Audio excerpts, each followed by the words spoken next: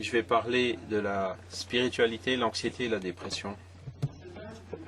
L'anxiété et la dépression sont les troubles, les maladies mentales prédominantes et qui ont un des plus grands impacts sur la société actuellement. Nous savons qu'il y a une forte influence de la religiosité, de la spiritualité sur la santé mentale. En général, les patients les plus religieux et les plus spiritualisés, en général, font mieux face aux maladies, ont moins de dépression, guérissent plus rapidement, ont moins d'anxiété et des taux moindres d'abus d'alcool et de drogue. Pour parler des troubles de l'anxiété, ils sont définis comme des états émotionnels répétés et persistants dans lesquels l'anxiété pathologique joue un rôle fondamental. Préoccupation excessive à la base de ce processus.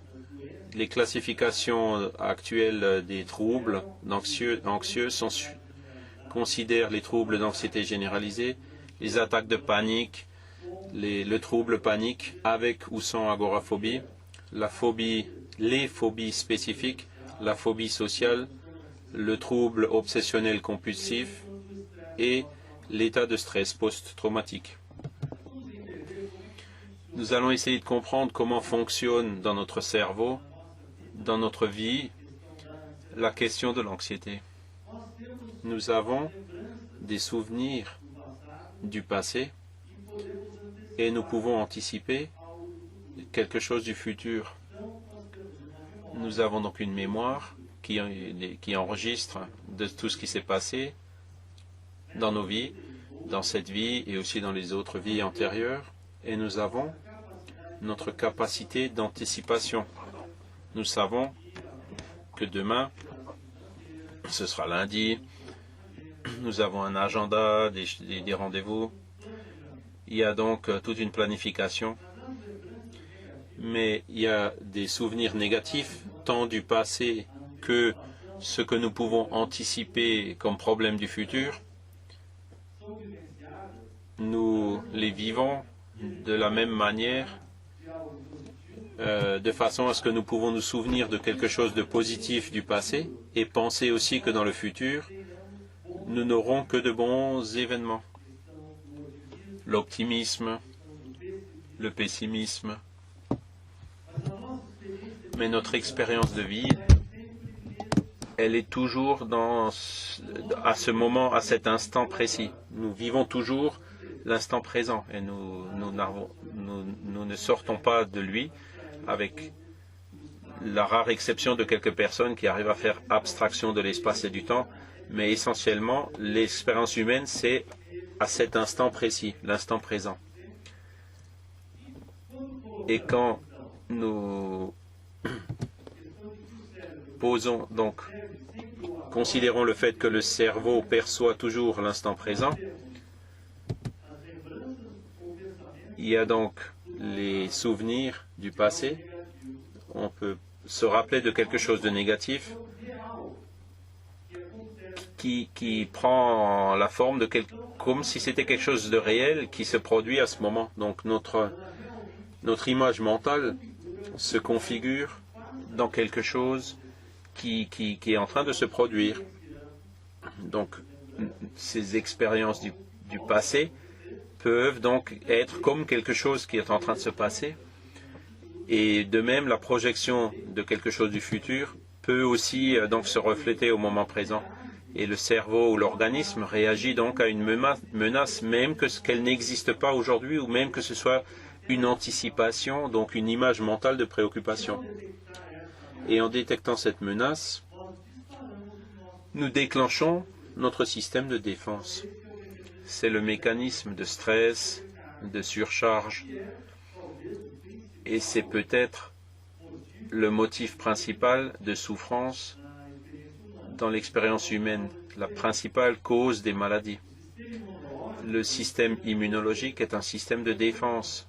Quand nous vivons des surcharges excessives, nous déclenchons notre système immunologique de façon excessive pour combattre le rien, combattre quelque chose qui n'existe pas encore. Et quand nous nous défendons d'un virus ou d'une infection, ou même pour combattre un cancer, nous n'avons plus notre système immunologique. Notre armée, elle est fatiguée par ces choses-là. Et nous devons donc recruter davantage notre système de défense qui, du coup, n'est pas prêt à réagir. Et c'est pour ça qu'il y a beaucoup de maladies infectieuses, immunologiques, qui sont liées aussi à ce processus. Nous nous préparons donc, parce que Carlos Alberto a commenté, donc c'est la lutte ou la fuite. En détectant une menace, nous déclenchons ces systèmes d'alerte, les adrénalines, nous consommons des neurotransmetteurs, nous drainons nos endorphines, nous déclenchons donc le système immunitaire, les contractures musculaires, la douleur, une série d'autres effets physiques qui sont les symptômes physiques de l'anxiété. Si nous avons une position optimiste, nous activons une image mentale positive, nous aurons une réponse de bien-être, de relaxation. Cette lutte quotidienne que nous passons, il faut que nous en soyons conscients qu'elle se produit dans notre organisme. Donc,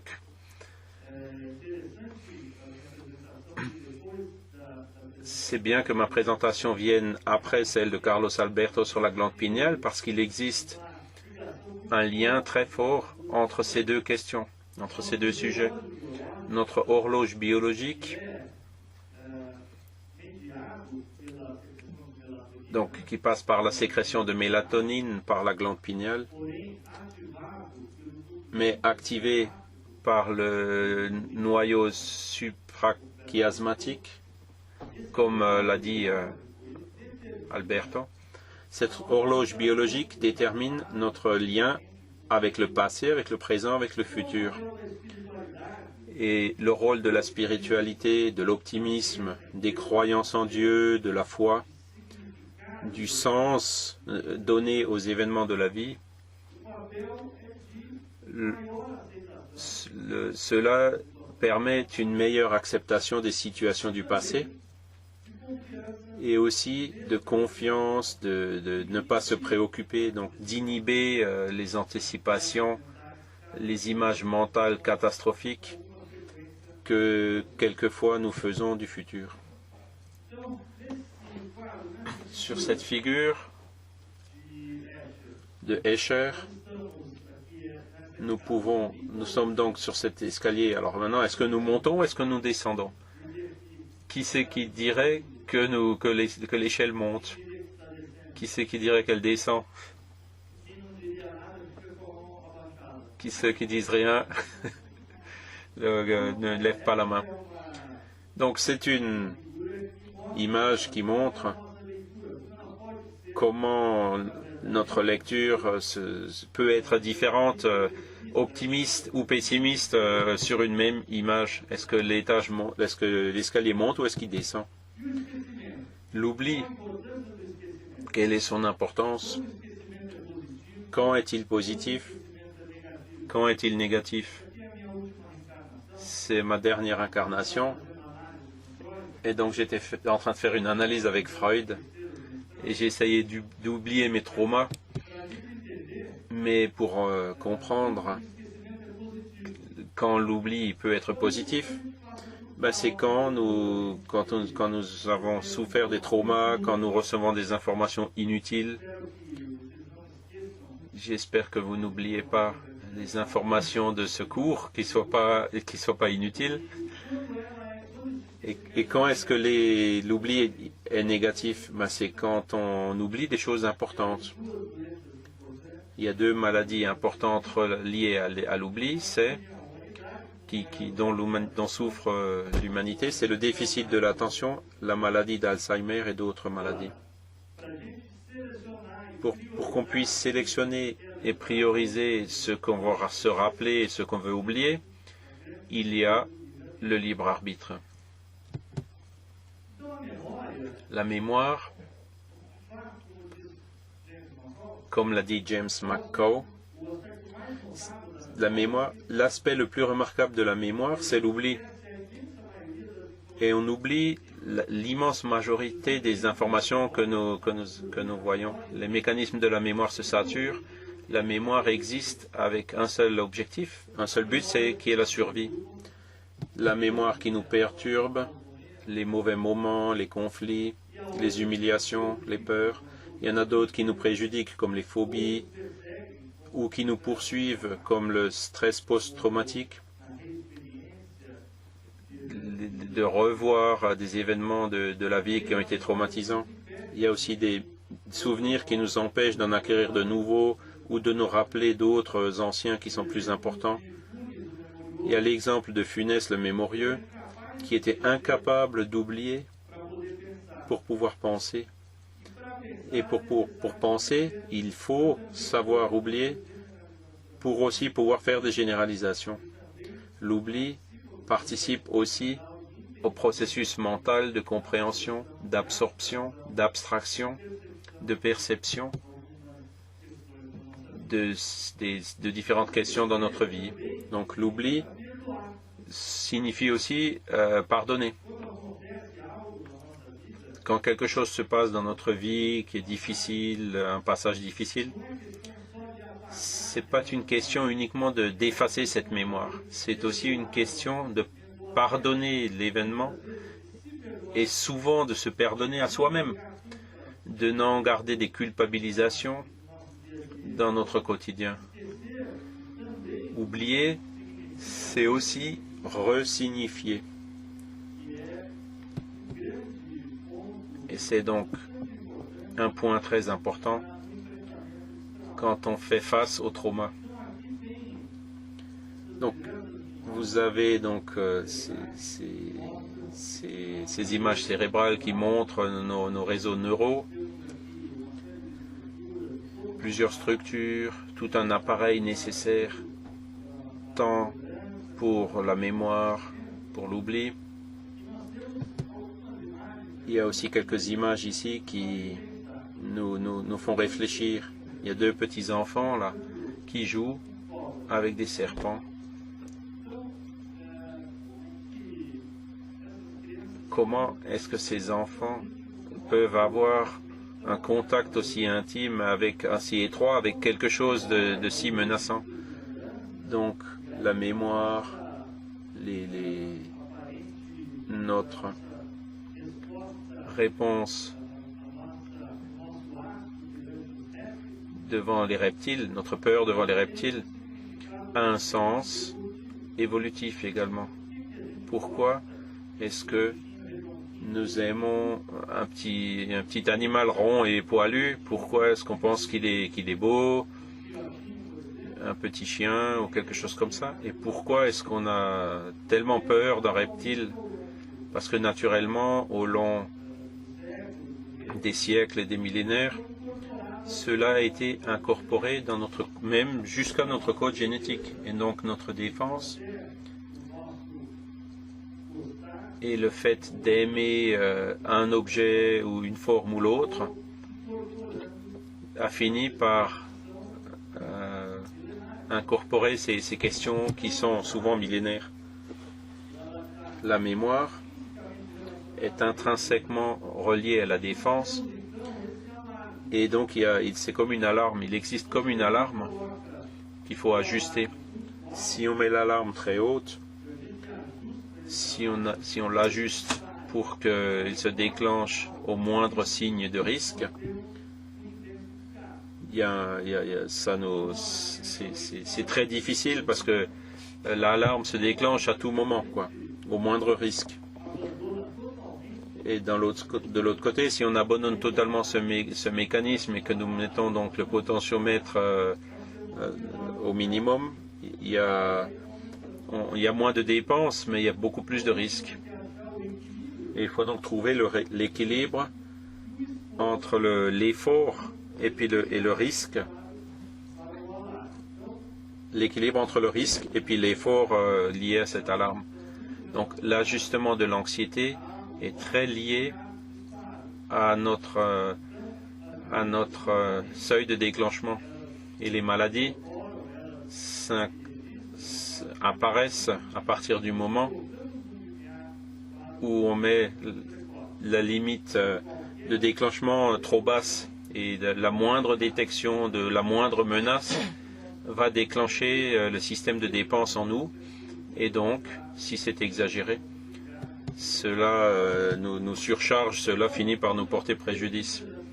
Beaucoup de recherches ont été faites sur l'anxiété et la religiosité, l'anxiété et la spiritualité, à commencer par Freud, qui met un aspect négatif à la religion, la culpabilité qui augmente dans la névrose forte et l'anxiété décrite par lui-même. Spellman a montré que les personnes récemment converties et de façon soudaine ont présenté plus d'anxiété que celles qui se sont converties graduellement à certaines religions. Il y a l'observation que le trouble obsessionnel convulsif les plus graves sont liés à plus de religiosité. Il y a donc la compulsion religieuse, le mécanisme souvent donc de cette compulsion ou de cette obsession passe un comportement religieux. En analysant ces études, il est important de comprendre cet aspect. Et comprendre aussi que quand on analyse une coupe transversale, quand on voit une population déterminée, donc c'est important de comprendre que si cette population souffre d'un problème, naturellement, elle va recruter plus donc de leurs mécanismes pour faire face et puis de défense, et avoir un comportement religieux un peu plus exacerbé. Donc ceux qui souffrent le plus demandent plus à Dieu, prient plus, vont plus souvent au temple religieux. Et il y a certaines études qui montrent une corrélation positive entre l'anxiété et la religiosité à cause de cet aspect. Donc Zeidner et Hammer ont observé 261 personnes juives victimes d'attaques de missiles. Et parmi les stratégies de coping, il y a eu un plus grand engagement religieux et des pratiques plus de pratiques spirituelles et religieuses. C'est donc un point qui se produit naturellement, mais nous n'allons pas faire de corrélation et dire que c'est par le fait que l'individu prie plus, fait plus de prières, il va plus souvent à l'église, qu'il était devenu plus anxieux. C'est pas le cas. Sur 52 Californiens, on a vu une corrélation négative de l'échelle d'anxiété avec la religiosité intrinsèque, cette religiosité qui a été choisie comme une fin, comme un but, une finalité. Donc moins il y a d'anxiété, plus il y a de religiosité. La corrélation est favorable. Mais la corrélation positive est défavorable. Donc, plus il y a de religiosité, plus il y a d'anxiété. Ça s'est produit par rapport à la religiosité extrinsèque, la religion qui a été choisie pour atteindre d'autres buts. Donc l'implication avec le pouvoir, avec d'autres aspects de la religion qui ne sont pas l'équilibre spirituel ou le développement moral, le perfectionnement personnel. En ce qui concerne les bouddhistes, on a comparé ceux des bouddhistes qui proviennent de Thaïlande et qui habitent le Canada à des catholiques. On a vu aussi une corrélation inverse avec la préoccupation excessive, mais aussi une corrélation positive avec la religiosité extrinsèque.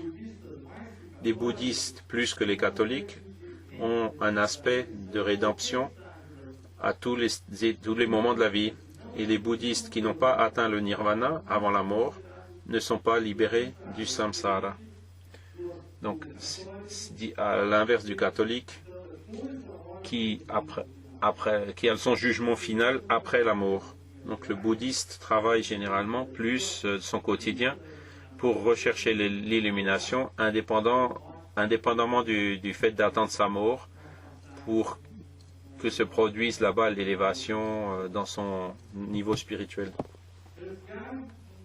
Herstgaard a analysé 760 femmes qui habitaient dans des zones rurales au nord Dakota, aux États-Unis, montre que la fréquence à l'église, une fois par semaine minimum,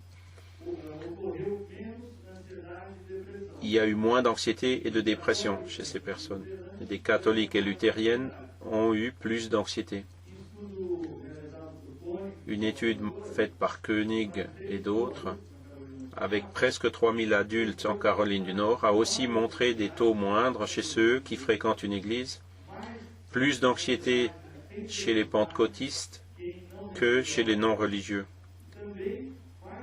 et plus d'anxiété chez ceux qui assistaient à des programmes de télé religieux, et moins de phobie sociale chez ceux qui fréquentaient une église. Ces données sont parfois complexes. Un aspect de l'anxiété, de la religiosité, a plus ou moins d'influence d'un lien par rapport à l'autre. Donc Williams a étudié 720 adultes qui a montré que la fréquence religieuse a généré moins de stress psychologique. Maintenant, on va parler de l'anxiété et la peur de la mort. La peur est dirigée vers une menace spécifique. La phobie, normalement, est spécifique d'un aspect et l'anxiété, elle est plutôt plus généralisée, moins spécifique, non spécifique. La peur de l'inconnu. Une analyse de Gartner a montré, 6 études ont montré qu'il y a moins de peur de la mort chez les religieux, 3 études ont montré qu'il y a plus de peur de la mort chez les religieux, et 5 autres études ont montré que c'était pareil. Mais plus il y a d'implications religieuses, moins il y a de peur de la mort. Et c'est une autre recherche qui a été faite sur des personnes âgées catholiques en Allemagne et aussi une autre analyse sur des personnes israélites.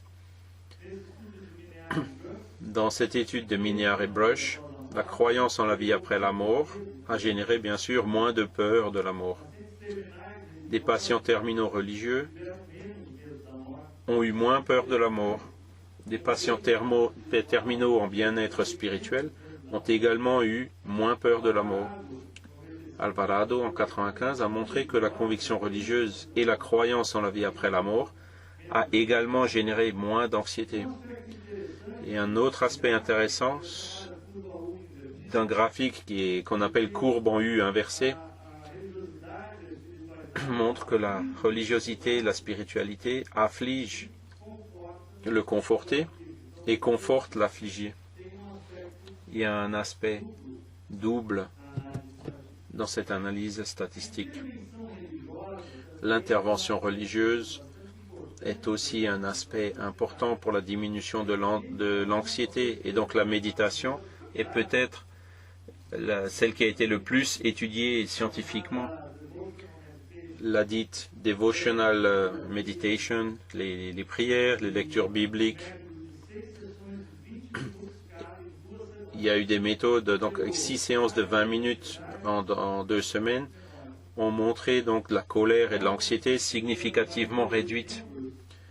Elkins a étudié 42 membres de l'Église baptiste du Tennessee et qui a montré que le relâchement musculaire profond est lié à plus de prières et à un meilleur contrôle musculaire, et montré aussi moins d'anxiété, mais que l'effet est similaire au groupe qui fait des prières, tant des prières réflexives et des prières d'intercession. Kabat-Zinn, qui a beaucoup étudié la méditation, a montré que la méditation bouddhiste a été favorable sur le traitement de l'anxiété généralisée et la panique dans un protocole de 2 heures hebdomadaires. 7h30 en retraite, enfin se retirer pour la méditation, et a montré donc une réduction importante des attaques de panique et d'anxiété. La psychothérapie de base religieuse qui se produit dans plusieurs cultures, par exemple les musulmans qui ont reçu une psychothérapie religieuse plus une psychothérapie conventionnelle, avec des discussions, lectures bibliques, des encouragements à la méditation et à la prière, ont eu des effets positifs sur l'anxiété. Maurice a étudié des pèlerins à Lourdes en France et a montré des scores moindres du trait et de l'état d'anxiété. Chez des individus religieux, incorporer la religiosité dans le traitement aide, mais chez les non-religieux, on ne sait pas. La question est posée. Mais comme la religiosité aide à améliorer l'anxiété, est-ce qu'il faut la prescrire?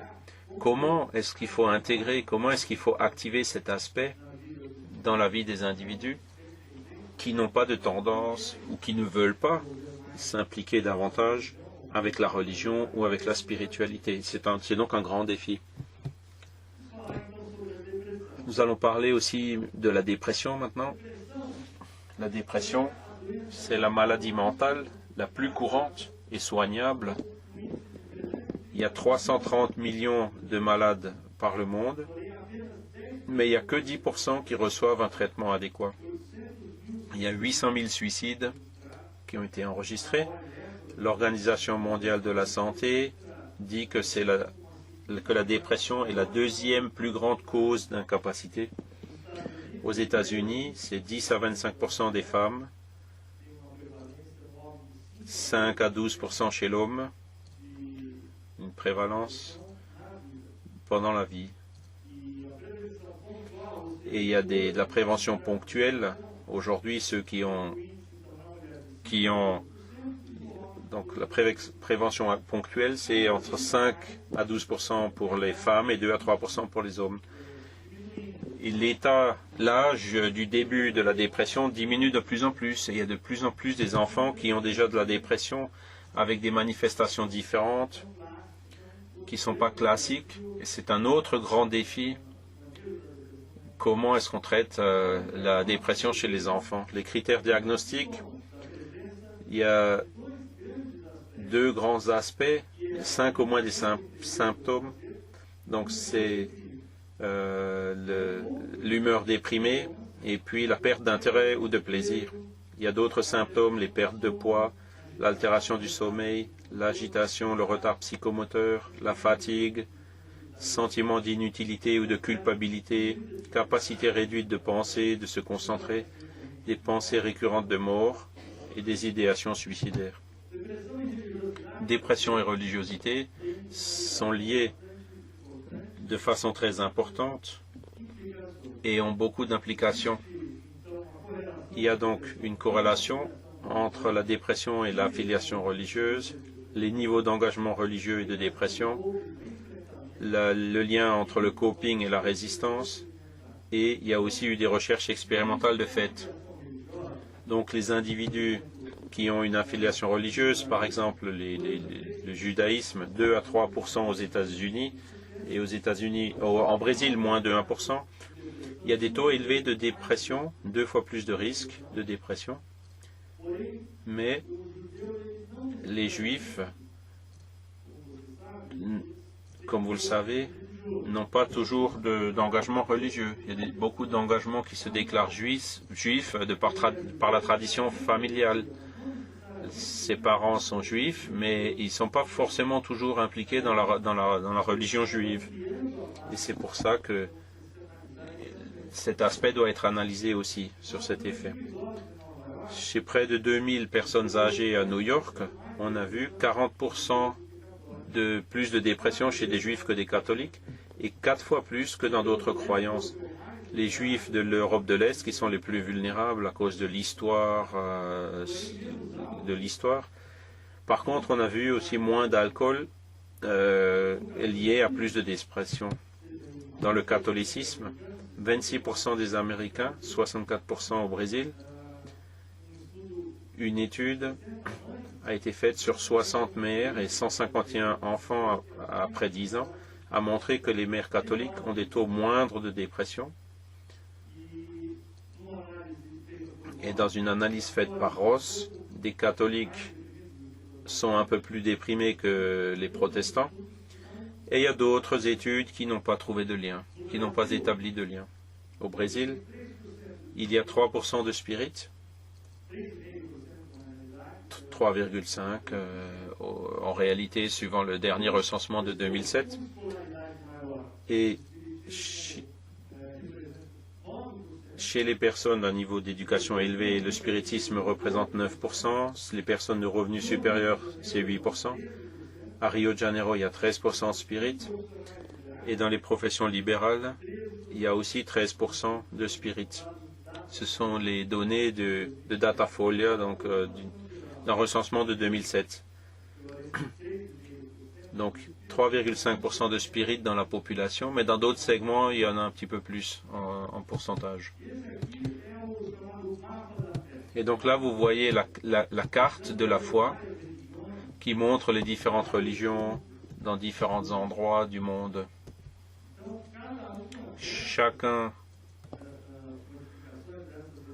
La modification de chacune de ces religions représente des croyances, des coutumes, mais on sait peu sur leur implication de chacune de ces religions sur la dépression et sur l'anxiété. En ce qui concerne l'affiliation religieuse, en comparant les pentecôtistes et les fondamentalistes, qui sont de 2 à 5% aux États-Unis, et chez près de 3000 adultes en Caroline du Nord, on a vu que la dépression elle est 3 fois plus fréquente chez les pentecôtistes que chez les non-pentecôtistes. Il y a plus de jeunes, et c'est pareil pour les adultes et les personnes âgées. L'explication, c'est que comment est-ce qu'on peut expliquer ça? Est-ce que le pentecôtisme mène à la dépression? Est-ce qu'il attire plutôt des membres déprimés? Ou est-ce qu'il y a d'autres variables qui lient un peu les deux au-dessus? Avec les questions de diable et tout ça, les pentecôtistes sont peut-être un peu plus agressifs pour convertir des personnes plus sujettes à la dépression, des personnes de classe socio-économique qui utilisent peut-être un peu plus de drogue ou d'alcool. Donc il faut analyser tout ça pour voir comment les personnes en fait se sont converties à ces religions et ne pas donc interpréter qu'il y a certaines régions qui sont plus liées à la dépression. Les individus sans religion ou qui se déclarent athées, on a étudié 850 hommes malades avec des scores augmentés de Hamilton. On a vu que les hommes noirs ont eu des scores supérieurs à ceux qui ne sont pas noirs. Et la même étude en Caroline du Nord n'a pas montré de différence entre les blancs, chez les blancs entre eux, mais chez les noirs, l'impact des personnes qui n'ont pas de religion sont plus forts. Donc les explications sont génétiques, style de vie, sociologique, l'exposition à des événements traumatiques, le type de pratique spirituelle et aussi une possible marginalisation sociale. Il y a donc des mesures de l'engagement religieux, par exemple la fréquence au temple religieux, la fréquence des prières privées ou intrinsèques que dans le temple religieux, et aussi l'importance que l'individu donne à sa propre religiosité. Les mesures uniques peuvent masquer différents aspects.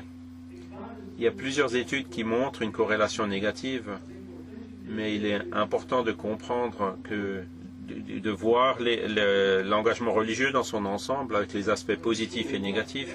Comme on a vu, les prières augmentent en période de surcharge, de stress, et la fréquence au temple aussi diminue lorsque la dépression augmente. La personne qui est déprimée, elle va moins au temple religieux parce qu'il est désolé, donc par le fait de la maladie. L'activité religieuse organisée, dans la plupart des études, Elle a montré moins de dépression et plus ils vont souvent au temple, moins il y a de dépression. Il y a pratiquement peu d'études qui ont montré une faible association ou pas d'association du tout. Et les mécanismes donc sont le support social, la fonctionnalité physique. Les études longitudinales confirment les résultats transversaux. Une grande étude de 8800 Américains sur 7 ans a montré que les symptômes dépressifs ont été retardés par la fréquence, par l'activité religieuse organisée. L'activité religieuse non organisée, les prières à la maison, les lectures, regarder les programmes de télé, on a vu un rapport inverse, mais plus faible. Il y a certaines études qui ont établi un lien positif.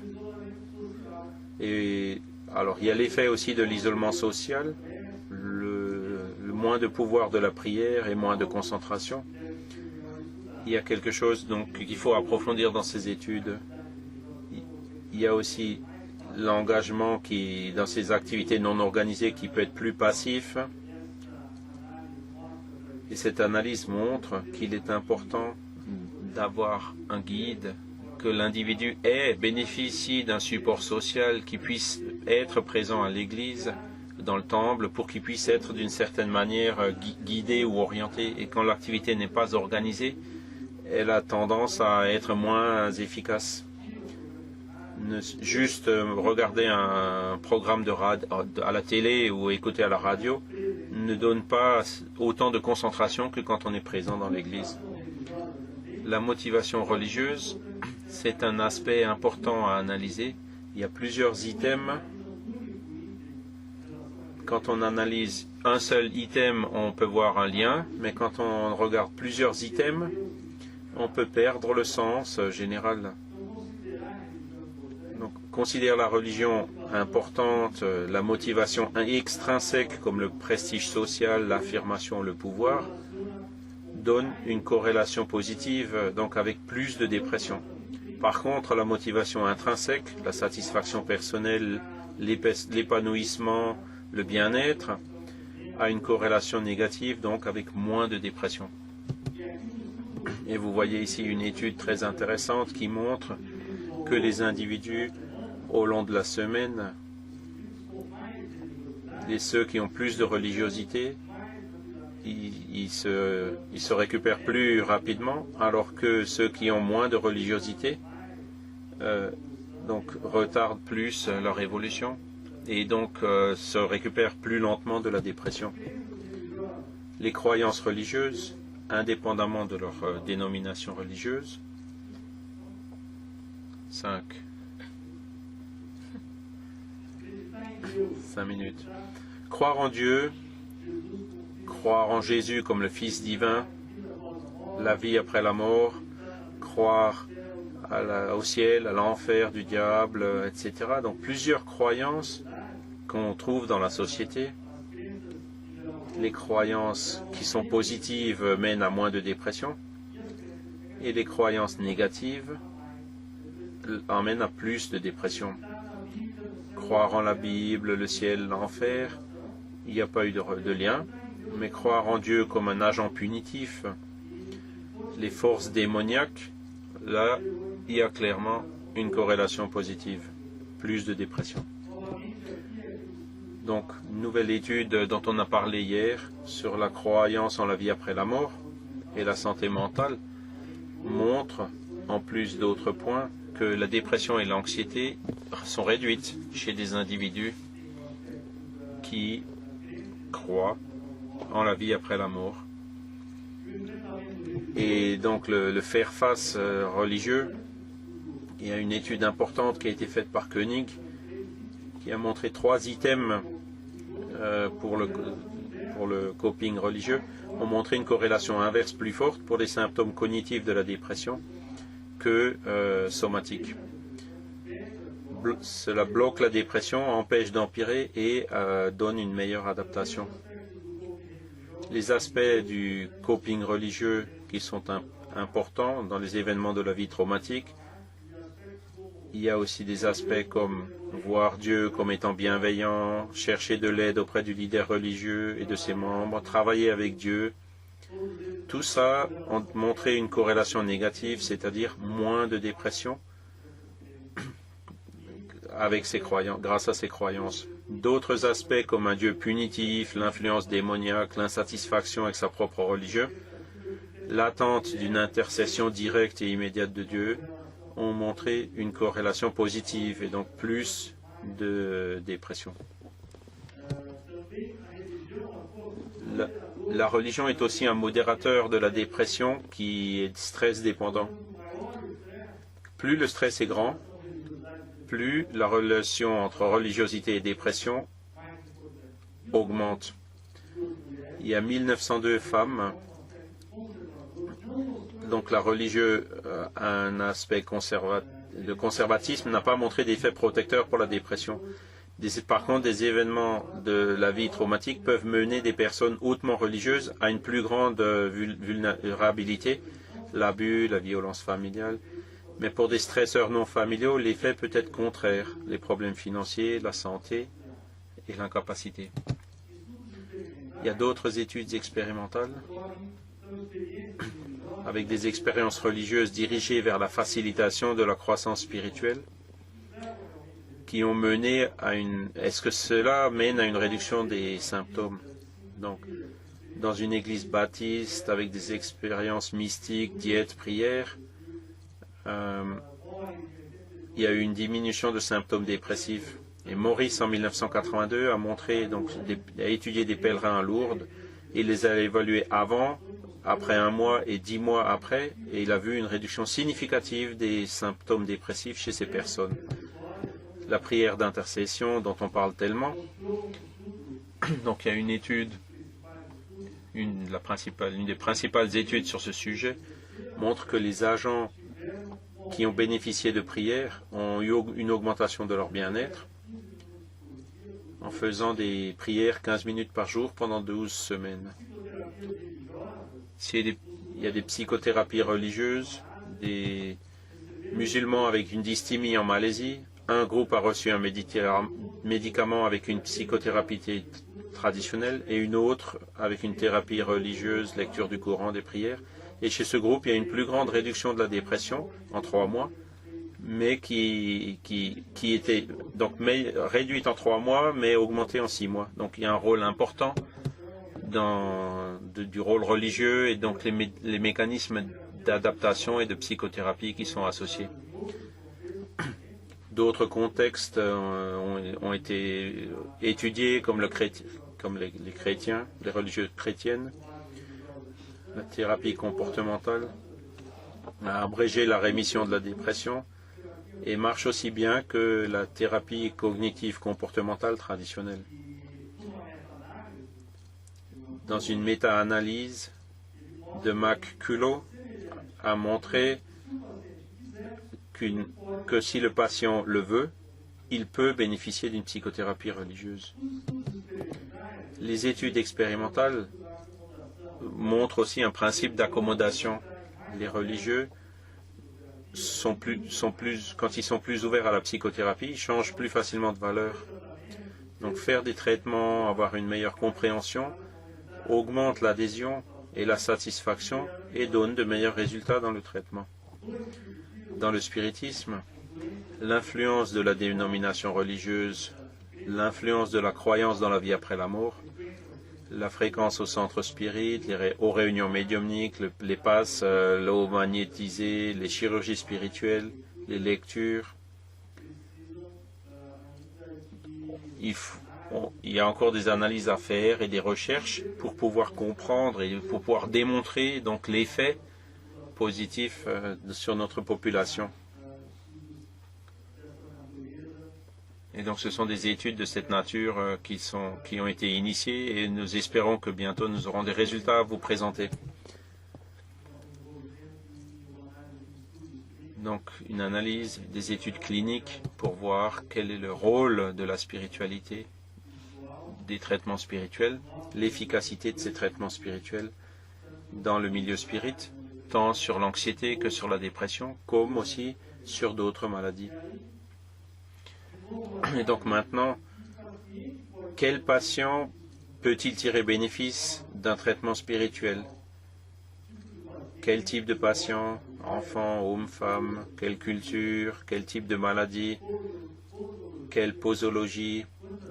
Combien de fois faut que l'individu aille au centre spirit ou fasse certaines interventions? Est-ce qu'il faut que ce soit échelonné à des dépressions plus faibles, avec des traitements plus espacés, des cas plus graves avec des traitements plus intenses? Toutes ces questions, nous espérons que nous pourrons y répondre dans un futur bref. Je vous remercie pour votre patience, pour votre présence, et je vais en rester là pour aujourd'hui. Merci.